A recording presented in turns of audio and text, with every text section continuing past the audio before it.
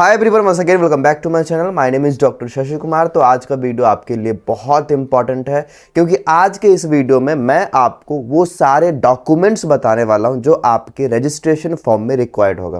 देखो, काफ़ी सारे बच्चे बहुत डर जाते हैं जब उसका कुछ भी इनकरेक्ट हो जाता है, क्योंकि एनटीए का ऐसा रहता है कि वो हर चीज़ को करेक्ट करने का ऑप्शन आपको नहीं देता है। और आपको ये भी मैं बता दूं कि आपको क्या क्या चीज़ें करेक्ट करने का ऑप्शन मिलेगा, ठीक है।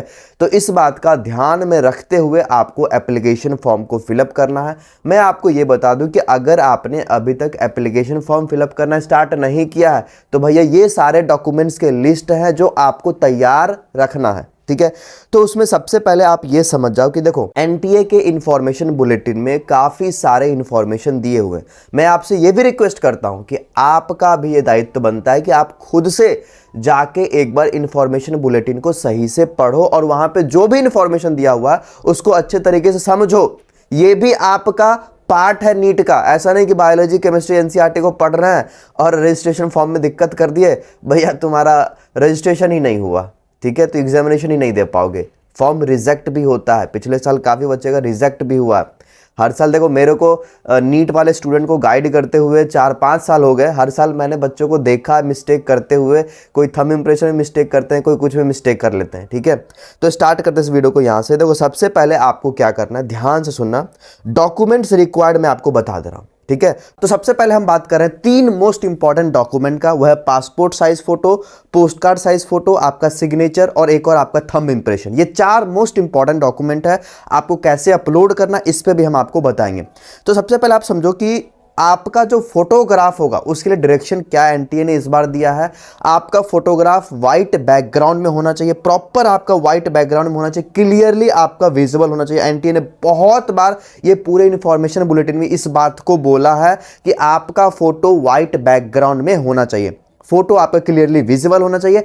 आप अपने फोटो में किसी प्रकार का कोई सनग्लास नहीं लगा रखे हो। अगर आपको लगता है कि आपको चश्मा लगा हुआ है, एज ए स्टूडेंट आप चश्मा पहन के पढ़ते हो तो आप चश्मा लगा सकते हो, अगर वो रेगुलरली आप यूज करते हो तो। इन्होंने सेम बात को यहां पे लिखा है कि अगर आप रेगुलरली चश्मा लगाते हो तो आप यहां पे यूज कर सकते हो। अब सबसे मोस्ट इंपॉर्टेंट डाउट जो बच्चों को रहता है कि भैया क्या फोटोग्राफ पे डेट और नाम मेंशन होना चाहिए। तो देखो, मैं फिर से बता रहा हूं, अगर नहीं भी रहेगा तो उतना दिक्कत नहीं होता, बट फिर भी अगर एनटीए ने यहां पे ये बात को बोला है कि आपका फोटो खींचने का वो दिन और आपका नाम, candidate name of the candidate along with, है ना, फोटो खींचने का दिन वो मेंशन्ड होना चाहिए, तो आपको करना है। सिंपल भाषा में ये सारा बात मैं इसलिए फिर से बता दे रहा हूं क्योंकि आप गलती कुछ ना करो। हर साल बच्चे गलती करते हैं। 80% आपका फेस विजिबल होना चाहिए, व्हाइट बैकग्राउंड होना चाहिए। अगर आपका फोटो विजिबल नहीं होगा, ब्लर्ड होगा, तो वो आपका रिजेक्ट भी हो जाएगा। फिर बात करते हैं हम पोस्ट कार्ड साइज फोटो पे। पोस्ट कार्ड साइज फोटो क्या होता है, उसका साइज ये होता है, ठीक है। फोटोज को आपको जेपीईजी फॉर्मेट में अपलोड करना है, ठीक है। कैसे कन्वर्ट करोगे मैं आपको आगे बताऊंगा। 10 से लेके 200 KB का साइज होगा आपका फोटोग्राफ का।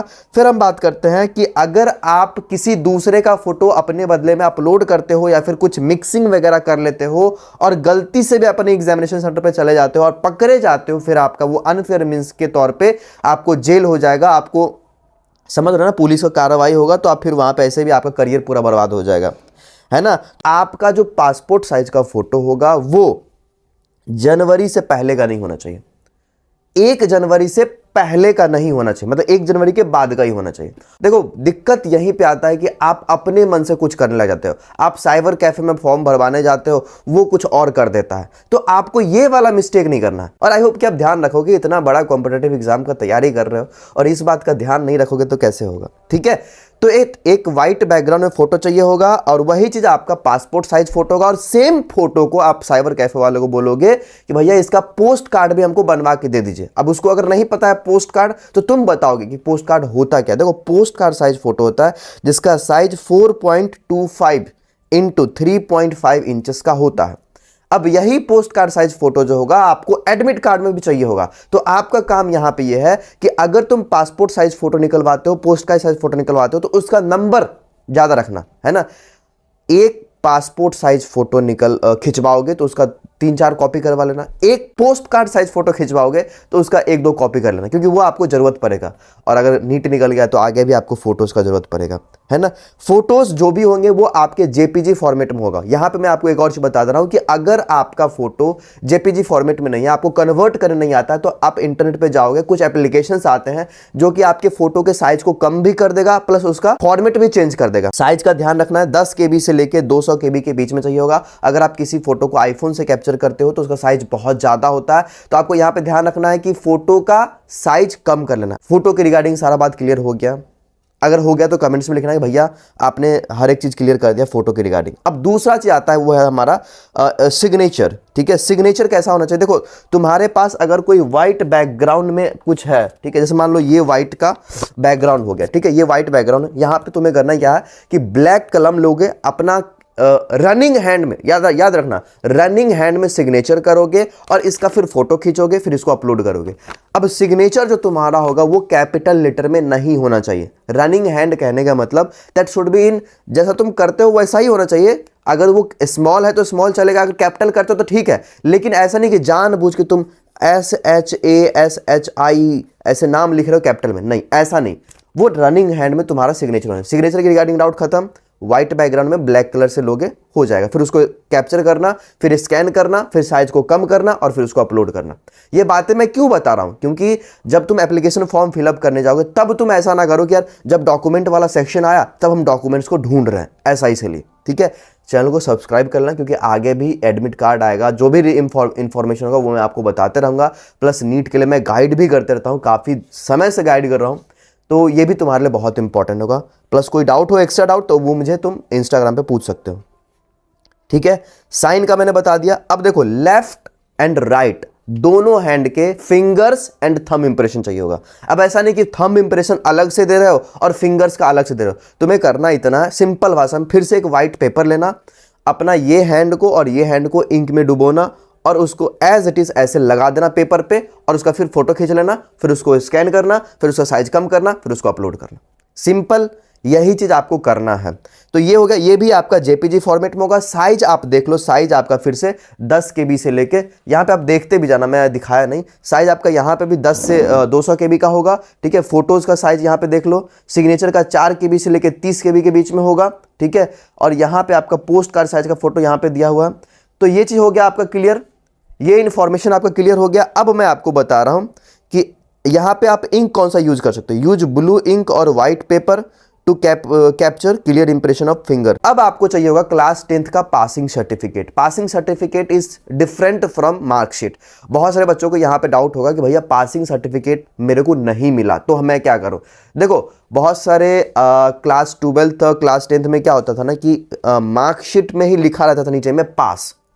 इवन मेरे मार्कशीट में पास नहीं लिखा हुआ था, मार्कशीट में बस नंबर दिया हुआ था कि मैंने कितना स्कोर करा, और मुझे अलग से एक पासिंग सर्टिफिकेट मिला था कि ये आपने 10th को पास कर लिया, और वहां पे नीचे में लिखा हुआ था पास।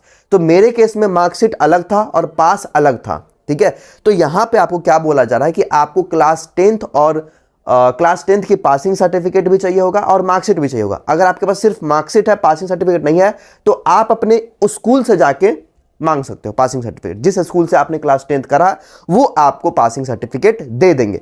तो ये डाउट भी तुम्हारा क्लियर हो गया। अब देखो, डॉक्यूमेंट्स के रिगार्डिंग में फिर से बता रहा हूं, जो आपका सर्टिफिकेट वगैरह हो गया उसको आपको PDF फॉर्मेट में अपलोड करना है। साइज आप एक बार देख लो, साइज इसका कैसे कम करोगे, सेम तरीका है। आपने PDF बनवा लिया, फोटो खींच के उसको PDF बना लो, PDF बनाने के बाद उसको फिर साइज कंप्रेस कर दो, फिर उसको अपलोड करोगे, है ना। यहां पे क्या लिखा हुआ देखना ध्यान से, यहां पे एक चीज मैंने खुद फोकस करा, यहां पे लिखा हुआ है सोशल कैटेगरी सर्टिफिकेट। अब आप यहां पे अगर कंफ्यूज हो रहे हो भैया यहां पे ये क्या चीज, नया चीज हो गया, सोशल कैटेगरी सर्टिफिकेट कुछ नया नहीं है, ये आपका कास्ट सर्टिफिकेट ही होता है जो आप अपने डिस्ट्रिक्ट लेवल पे बनवाते हो DM SDM का साइन करके। याद रखना, DM SDM का साइन होना चाहिए उस पर, तभी वो आपका वैलिड होगा। फिर आता है उसके बाद size of scanned present address proof. देखो, एड्रेस प्रूफ क्या होता है, एड्रेस प्रूफ में आप आधार कार्ड भी यूज कर सकते हो, है ना। वैसे अगर आप किसी स्टेट से बिलोंग करते हो, उस स्टेट के लोकल एरिया में आप जाओगे, ब्लॉक लेवल पे भी एड्रेस प्रूफ बना के दे देता है ना, जिसको बोलते हैं डोमिसाइल सर्टिफिकेट, रेसिडेंशियल सर्टिफिकेट, आवासीय प्रमाण पत्र भी बोलते हैं, तो वो भी आप यूज कर सकते हो। तो ये हो गया एड्रेस प्रूफ के लिए। अब यहाँ पे present and permanent address proof आपका लगेगा। अगर आपका प्रेजेंट एड्रेस और परमानेंट एड्रेस दोनों अलग है तो फिर आपको वहां पे दोनों अलग सर्टिफिकेट देना पड़ेगा।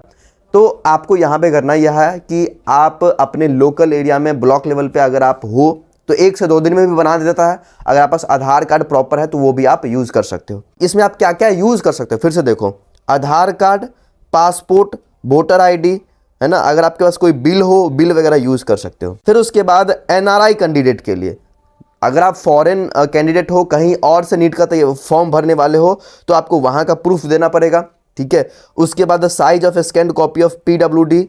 अगर आप डिसेबल्ड हो, मतलब पर्सन विद डिसेबल्ड कैटेगरी से आते हो, तो आपको डिसेबिलिटी का सर्टिफिकेट देना पड़ेगा। और इस बात का मैं फिर से आपको बोल रहा हूं कि ये आपको खुद से भी पढ़ के जाना है, कौन से कैटेगरी को डिसेबल माना जाता है। पिछले बार एक बच्चे ने गड़बड़ी ये किया था, मैं बता रहा हूँ फिर से। देखो, अगर आप मेडिकल एग्जामिनेशन देने वाले हो, अगर आप एमबीबीएस करने वाले हो, डॉक्टर बनने वाले हो, अगर आपका आई खराब है और आप ये सोच रहे हो कि विजिबिलिटी वाले को भी पीडब्ल्यूडी मिल जाता, तो वो नहीं मिलता है, ठीक है। पिछले बार एक बच्चे ने गलती करा था। अगर आप आई से डिसेबल्ड हो तो शायद आपको वो चीज़ वहाँ पे एमबीबीएस में नहीं आता है, मेडिकल वाले में आई डिसेबल्ड नहीं आता है।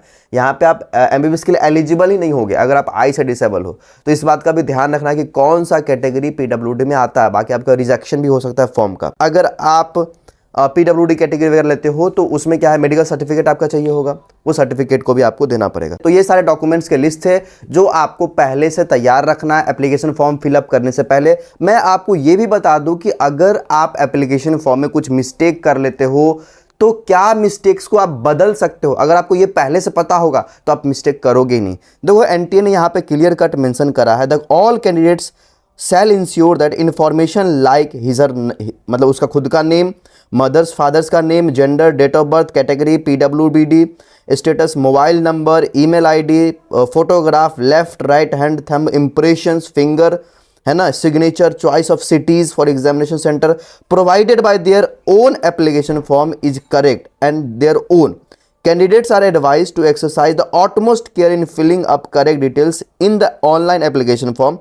Any request for changes in the particulars and at any circumstances, NTA will not be considered any correction request sent in any matter. मतलब बहुत सीरियसली इन्होंने ये बोला है कि आप किसी भी तरीके से इस चीज़ को करेक्ट नहीं कर पाओगे, इसलिए आप इन सारे चीज़ों को बहुत ध्यान से भरना। तो आपको याद रखना यही कि भैया अगर आप नाम भरते हो, नाम का स्पेलिंग रखो, देखो। आप अगर पेरेंट्स का नाम लिखते हो तो उसका भी स्पेलिंग देख लो एक बार। तो ये सारा डिटेल्स आप प्रॉपर देखने के बाद ही ये सबमिट वाला बटन को, है ना, इन्होंने ये भी बोला है कि आप सब कुछ एक बार चेक कर लो, कुछ एडिट करना है तो एडिट कर लो, एडिट करने के बाद ही फाइनल सबमिट वाला बटन को प्रेस करना, जहां से आपका कंफर्मेशन पेज आएगा। तो ये सारा डिटेल था भैया डॉक्यूमेंट्स के रिगार्डिंग। आई होप कि आपको कंफ्यूजन ना हो। अगर अभी भी कुछ कंफ्यूजन है तो आप हमेशा की तरह फिर भी मेरे से पूछ सकते हो, कमेंट सेक्शन खाली है, इंस्टाग्राम आपके लिए तैयार है आंसर करने के लिए, ठीक है। Thank you so much. Channel को सब्सक्राइब करना, आगे भी मैं आपको गाइड करते रहेंगे, बताते रहेंगे।